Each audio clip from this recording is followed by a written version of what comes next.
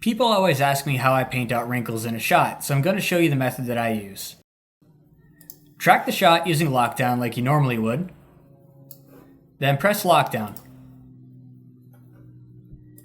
Inside the stabilized pre-comp, you can delete the top layer, you can delete the checkerboard layer, take your stabilized layer, make it not a guide layer, and delete the reference layer below.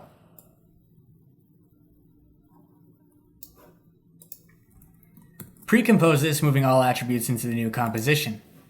There's something called frequency separation, where you can isolate details like wrinkles. It requires a couple of compositing tricks.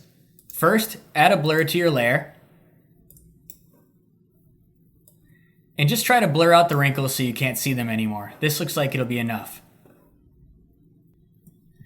Duplicate the layer and remove the box blur. Set the mode to difference. On the bottom layer, go to Effect, Color Correction, Exposure, and bring the exposure up to 0.5. Create a new adjustment layer and invert it. Duplicate the adjustment layer. This will all make sense in a second. Now take your bottom three layers and pre-compose them. If you solo this layer, you can see that it's pretty much just showing the texture of the skin. Inside this layer, go grab your bottom layer, which has your fast box blur and your exposure on it, copy it, move back, and paste it to the top of this composition. Set the mode to difference. This returns your shot to exactly how it looked before you started playing with effects. Just to show that, I'm going to grab the original footage from all the way in here, remove the effects, and toggle it on and off. It's exactly the same. So now on the wrinkles isolated layer, you can solo it, we can paint out these wrinkles, and it won't affect the lighting and shading in the shot, and should make things much easier. I'll take my clone stamp tool, and I'm going to stay zoomed in on this final layer so you can see what's happening.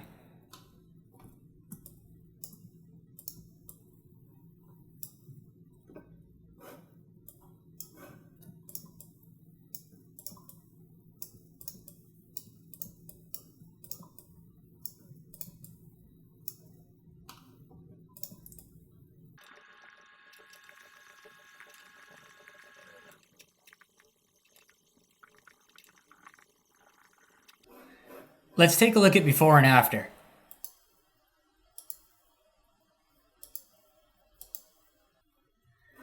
The last step in this stabilized composition is to crop out all the stuff you don't need.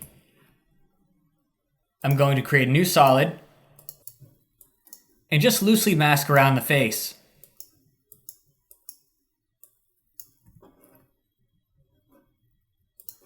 I'll make this visible and set it to stencil alpha and put on the slightest feather.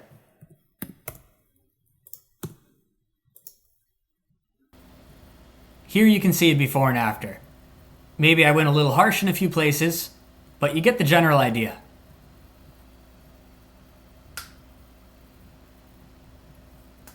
So how did I do the hair? I just followed the same steps as before. If you take a look, this is my stabilized image.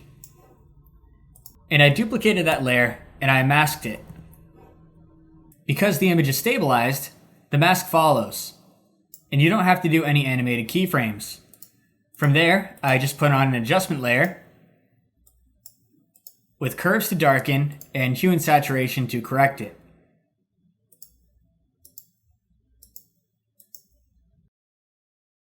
Thanks for watching. For more info, check out aescripts.com/lockdown.